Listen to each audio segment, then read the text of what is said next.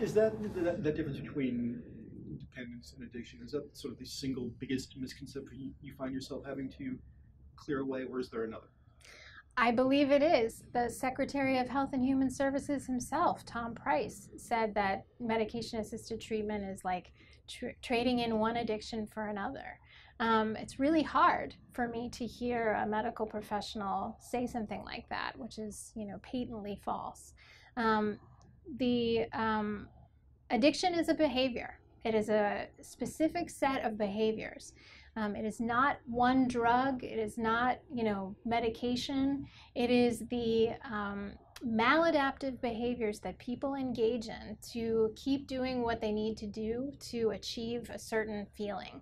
And that could be gambling, it could be sex, it could be food, and it could be drugs. So it encompasses a whole wide range of behaviors.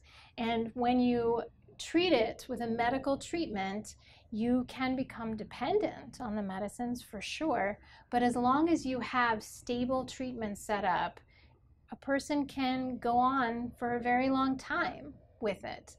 I think also there's this misconception that people who give medication-assisted treatment will have their patients all be on it forever, for the rest of their lives. There's no end to it.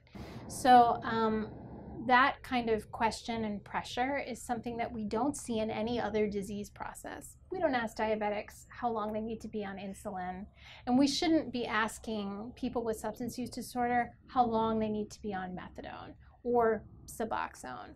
I think it's important to approach it with each patient and have it be congruent with their life goals. So, if somebody wants to travel eventually, or they want to move, or they don't want to be tethered to a prescription, then as long as everything else in their life is going well, having a mutually agreed upon detox plan is perfectly reasonable. But for somebody else who's been using for decades, maybe their goal in life is to be grandma. Maybe their goal in life is to, be an active member of society again. Right. And they can do that while being on medication-assisted treatment.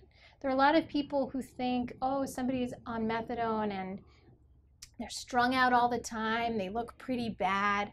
I'll tell you that, some people who are on methadone are still abusing drugs that they shouldn't be. And so when they're knotted out, chances are that they're also abusing other drugs like Xanax, right, Valium, Clonidine, clonazepam, stuff like that. But for people who are taking methadone as prescribed, you have no idea what they look like because they look like everyone else.